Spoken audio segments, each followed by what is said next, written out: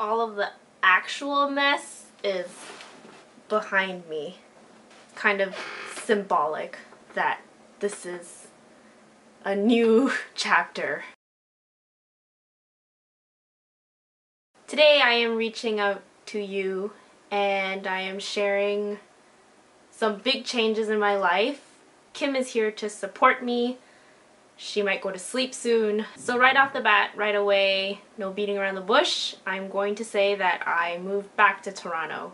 Quite a number of people, including my friends, have noticed that there is a very clear difference between my videos a month or two ago or for the past few months up until now that I moved back.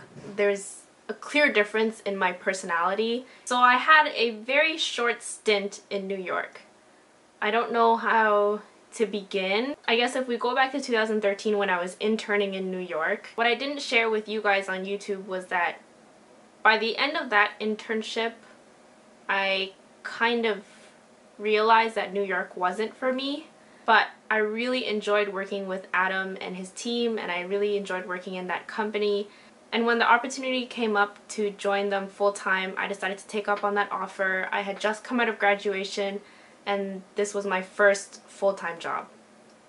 Now, something in me was telling me that this is not the right direction to go, but I guess I felt like I would regret it if I didn't take it. So I decided to go against my gut and move back to New York. I'm trying to anticipate as many of your questions as I can, but I know that I'm not going to cover everything, and some things I still want to keep private. But I guess bottom line is I was really unhappy. And this was the physical indicator. When I first heard about the opportunity up until now, my skin was the worst that it's ever been. And I've been back for a couple of weeks now, and my skin is 180. Everything about me is 180. I liked living by myself. I never felt lonely. I felt distant from Stefan, from my family, from my friends, but the good thing that came out of this experience was that my friends and family, my loved ones, really stepped up, and they provided the steadiness that I couldn't provide for myself. Also, I had friends in New York, Catherine, Christina, Melissa, and they were just they played a huge part in keeping me sane. I mean, I think it could have been a lot worse. Every day was a huge struggle of wanting to run away, wanting to get somewhere where I felt safe, but I had nowhere to go, and it was just major anxiety, major stress, and it wasn't stress at this point, it was distress. I was constantly in a state where I felt completely out of control, and I was reeling from everything. I don't know how to say. At first, everybody was like, you know, take your time to settle down. It takes time to just relax and get used to it. Of course, it's going to be hard. But then they started realizing that things were getting worse and worse.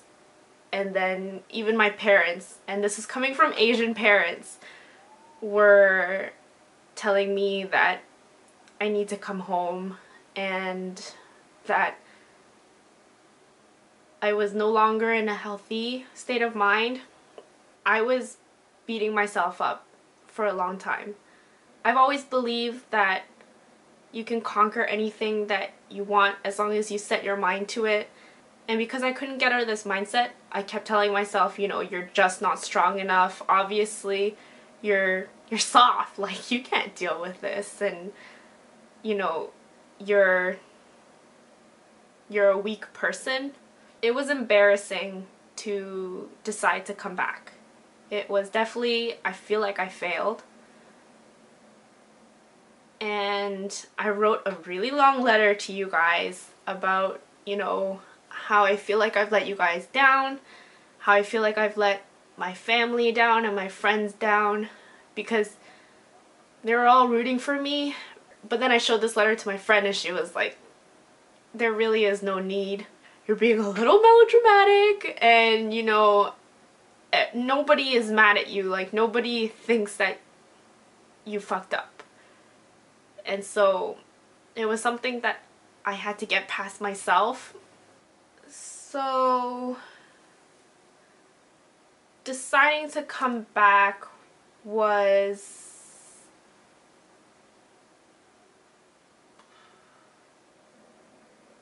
I mean, it was really hard.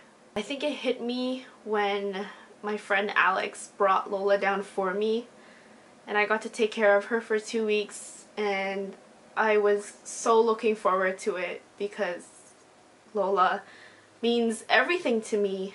And it really hit home when I saw Lola and I spent 2 weeks with Lola and I didn't feel the same way.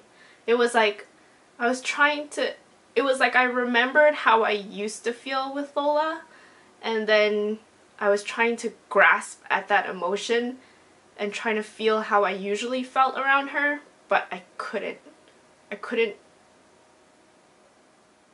get to it. I think that's when I realized that it's just not worth it. When I finally made the decision to quit, everybody at Adam was hugely supportive and so incredibly nice about it. I was so worried that I would be burning bridges, because who leaves after a few months of work, right? I felt like I was kind of destroying part of my career that I just started. And after I spoke to the CEO about it, it was just, now I'm like, what do I do, right? I have no backup plans. I don't know what I'm doing. And yeah, Steven and I talked, and we just happened to be looking up flights. We found really cheap flights to go to Japan, and we were like, let's do it. YOLO! So if you're watching right now, I'll be on my way back from Japan, and I'm sorry that it seems deceiving because I'm still posting New York photos, and I just posted New York footage not too long ago. But I really didn't want to waste the footage. I put a lot of work into the apartment hunting and the moving in process. So now, what do I plan on doing in Canada? Not the fashion capital of the world. Well, I've taken up a position at a non-profit organization, and I am doing the same thing that I did at Adam. I'm doing the same thing that I hope to specialize in, so digital marketing and graphic design. I don't have a set plan for my future, but I do have a general idea of where I want to go. And nonprofits was something that I really wanted to explore. Now I understand that this is my life and I have full control of where I want to go with it, but I do feel like I'm losing a lot of street cred for moving in a different direction than fashion. I went to school for it, I was working in it, and I'm involved in YouTube in it, and now I'm in a charitable organization that is completely different than the industry that I've been contributing to for the past, well, since I was 17, I guess, because I've been working in retail. And ever since moving to New York, I have had a flood of people, friends, subscribers, viewers, who would say, I would love to move to New York. I'm dying to move there, and it's my dream. I want to work in fashion. And that really contributed to my insecurity. Not blaming you guys, but of course it's something that I had to get past. I felt like people would kill to be in my position, and I'm being so ungrateful for giving up on it. But then I realized it's just personally not my own dream. And I am really scared about making this video. A huge part of my decision had to do with what you guys would think and how it would affect my channel. Because I do love what I do on YouTube, and it's a fashion channel.